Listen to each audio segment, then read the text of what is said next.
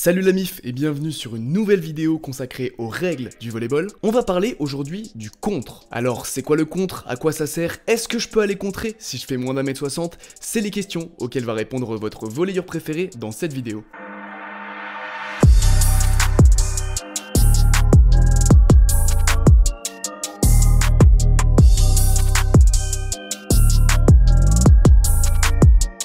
Le contre, c'est une action qui peut être exercée par un ou plusieurs joueurs de la zone avant d'une équipe. Si vous n'êtes pas à l'aise avec cette notion de zone avant, je vous renvoie vers ma vidéo sur le terrain et sur la rotation. Allez-y, hop hop hop. Et ce contre, il a pour but de bloquer l'attaque adverse ou au moins de la freiner. J'ai bien dit que le contre, c'était l'action de bloquer l'attaque adverse parce qu'on peut pas bloquer par exemple un service. Vas-y, de toute façon, avec tous les gens qui ont eu des problèmes de surcroissance dans le volley, ce serait beaucoup trop simple de bloquer un service. Tu vois la balle arriver, t'as juste à tendre les bras. À chaque fois, ce serait exactement la même action.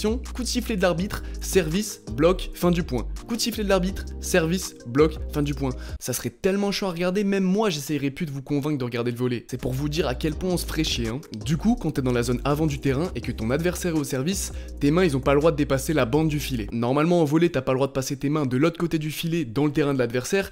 Sauf au contre. Mais t'as le droit de passer tes mains chez l'adversaire uniquement si ça bloque pas ni la passe, ni l'attaque. En vrai, quand tu y réfléchis, c'est maso un peu, non? T'es obligé de laisser ton adversaire attaquer, te prendre une putain de grosse patate qui va à 130 km/h dans les mains et essayer de la bloquer. Si tu compares avec le foot, c'est comme si t'étais défenseur, tu vois Ronaldo devant toi, tu dis vas-y tire frérot, on verra si le gardien il l'arrête. Je vous ai dit que c'était forcément un joueur de la zone avant qui devait contrer. Si jamais c'est un joueur de la zone arrière qui va contrer, ou si c'est le libéraux qui va contrer, parce que lui il a le droit de rien miskin, c'est faute. Mais le contre, c'est beaucoup plus complexe que ça en a l'air. J'ai pas encore fait de vidéo sur l'attaque et je pense pas que je vais en faire, mais il faut juste que vous sachiez que dans chaque équipe il y a potentiellement 4 attaquants et que du coup c'est assez galère de savoir qui aller contrer. C'est pour ça que chaque joueur de la zone avant d'une équipe va avoir son joueur bien précis à bloquer. Je vais prendre le schéma d'un terrain pour que ce soit plus simple. Le joueur avant gauche de notre équipe, qu'on appelle le réceptionneur attaquant ou le R4, il va bloquer le pointu de l'équipe en face. Notre joueur avant droit, qui sera soit le passeur, soit le pointu, il va bloquer le réceptionneur attaquant de l'équipe d'en face. Et le central, donc qui se trouve entre le réceptionneur attaquant et le pointu, lui il a vraiment un rôle de fou furieux, c'est trop dur à jouer. Premièrement, il doit sauter pour bloquer le central adverse, et ensuite si le central adverse il attaque pas, il doit se dépêcher d'aller courir, rejoindre soit son réceptionneur attaquant,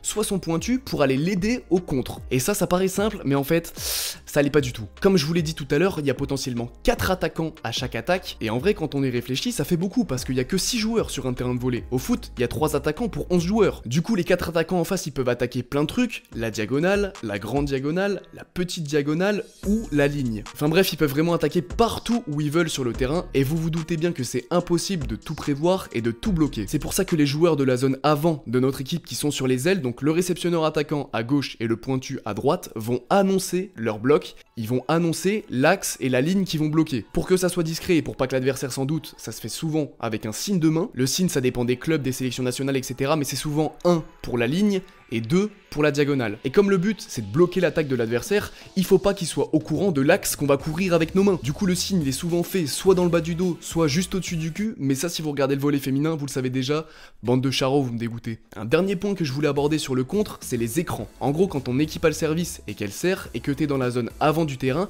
normalement t'as pas le droit de mettre tes mains devant le filet pour cacher la visibilité, mais en vrai tout le monde le fait. Pourtant c'est interdit dans les règles. Dans les règles, c'est juste dit que c'est interdit de bouger les mains, ce qui est débile, hein, parce que quand t'as un mec qui fait 2m25, qu'il a des bras qui font 70 cm de long et qui te fait un barrage avec ses mains qui t'empêche de voir plus d'un tiers du terrain d'en face, je vous jure que cette règle elle est débile. Voilà, c'est la fin de la vidéo, merci beaucoup de l'avoir suivi. N'hésitez pas comme d'hab à partager, à liker, à commenter et surtout à vous abonner. On se retrouve vendredi prochain 15h pour une nouvelle vidéo. Vous connaissez la chanson, c'était votre nouveau volleyeur préféré. Ciao.